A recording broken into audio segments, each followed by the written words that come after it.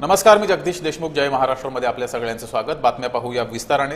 सुरुवातीलाच बातमी रुपाली चाकणकर यांच्या संदर्भात. रुपाली चाकणकर यांच्यावर खरात प्रकरणी जोरदार टीका होती. या सर्व पार्श्वभूमीवर रुपाली चाकणकर यांनी महासंचालकांची भेट घेतलेली आहे. पुणे पोलीस महासंचालकांची भेट घेऊन रुपाली चाकणकर यांनी खरात प्रकरणी निष्पक्षपणे चौकशी करण्याची मागणी केली आहे. सोबतच पत्रकार परिषद घेऊन रुपाली चाकणकर त्यांची भूमिका स्पष्ट करणार आहेत. खरात प्रकरणी रुपाली चाकणकर यांच्यावर जोरदार टीका सुरू आहे. अनेक जण रुपाली चाकणकर यांचा राजीनाम्याची मागणी सुद्धा करतायत, त्यांचा राजीनामा घ्यावा अशी मागणी सुद्धा करतायत. या सर्व पार्श्वभूमीवर रुपाली चाकणकरांनी पुणे पोलीस महासंचालकांची भेट घेतलेली आहे आणि या भेटीमध्ये त्यांनी या संपूर्ण खरात प्रकरणी निष्पक्षपणे चौकशी करावी अशी मागणी केली आहे.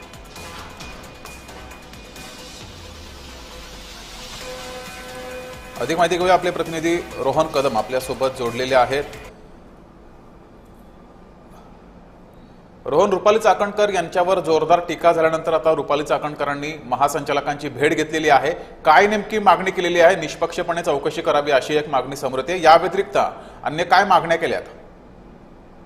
जगदीश, खरं तर रुपाली चाकणकर यांच्या राजीनाम्याची मागणी जी आहे ती कालपासून चांगलीच जोर धरू लागलेली आहे आणि सातत्याने विरोधकांकडून त्यांच्यावरती टीका केली जाते. परंतु या सगळ्या प्रकरणामध्ये रुपाली चाकणकर यांनी मौन जे आहे ते बाळगलेलं पाहायला मिळत होतं. ट्विट एक त्यांनी फक्त केलेलं होतं आणि यामध्ये त्यांचा काहीही थेट संबंध नसल्याचं सांगितलेलं होतं. परंतु आता सध्याच्या घडीला जी माहिती मिळते त्या माहितीच्या अनुषंगाने समजतंय की रुपाली चाकणकर यांनी मुंबईमध्ये राज्याचे पोलीस महासंचालक सदानंद दाते यांची भेट घेतलेली आहे आणि या सगळ्या संदर्भामध्ये निपक्षपाती असा जो आहे तो संपूर्ण तपास व्हावा अशा प्रकारची मागणी जी आहे ती त्यांनी केलेली आहे. कारण का त्यांचे केवळ धार्मिक पद्धतीचे विधी असेल किंवा इतर गोष्टी ज्या आहेत त्या रुपाली चाकणकर यांनी अशोक खरात यांच्यामध्ये होत्या, परंतु त्यांचे इतर जे आहेत ते काही प्रकारचे कौटुंबिक असतील किंवा ते इतर गोष्टी जे काही करतात त्यामध्ये आमचा सहभाग नाही असं त्यांनी सांगितलेलं होतं. परंतु अनेक फोटो व्हिडिओ जे आहेत ते रुपाली चाकणकरांचे येत होते, त्यामुळे ते कधी माध्यमांसमोर येऊन भूमिका त्यांची जी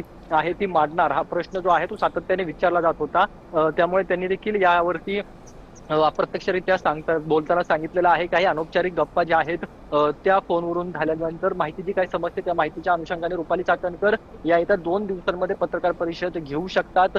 या पत्रकार परिषद घेऊन त्यांची भूमिका मांडू शकतात. त्यापूर्वी ते राज्याचे उपमुख्यमंत्री सुनेत्रा पवार यांची देखील भेट घेऊ इच्छित आहेत आणि राजीनामा द्यायचा की नाही याबाबतचं थेटपणे ठरवणे असेल ते रुपाली चाकणकर आणि सुनेत्रा पवार यांच्या या भेटीमधून होईल, या बैठकीमधून होईल. आणि त्यानंतरच केवळ महिला आयोगाचा राजीनामा दिला जातोय का की त्यांच्याकडे प्रदेशाध्यक्ष पद देखील आहे, महिला प्रदेशाध्यक्ष राष्ट्रवादीचे ते अध्यक्ष आहेत, तर त्या पदाचा देखील ते राजीनामा देत आहेत का हे पाहणं महत्त्वाचं आहे. मात्र रोहन, 2 दिवसांपासून जेव्हापासून खरात प्रकरण समोर आलेलं आहे तेव्हापासून जोरदार टीका ही रुपाली चाकणकर यांच्यावर होती आहे. या सर्व पार्श्वभूमीवर रुपाली चाकणकर यांना स्पष्टीकरण द्यायला उशीर होतोय अशी सुद्धा चर्चा आहे.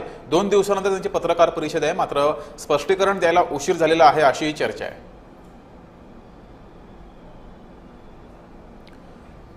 तर रोहन यांच्यापर्यंत आवाज पोहोचत नाहीये, मात्र धन्यवाद रोहन दिलेल्या या माहितीबद्दल.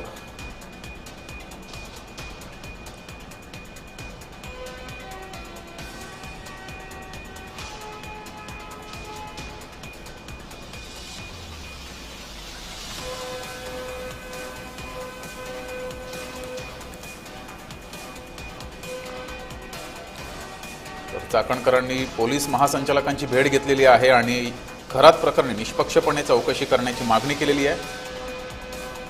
तसंच रुपाली चाकणकर या पत्रकार परिषद घेणार आहेत आणि त्यांची भूमिकाही स्पष्ट करणार आहेत.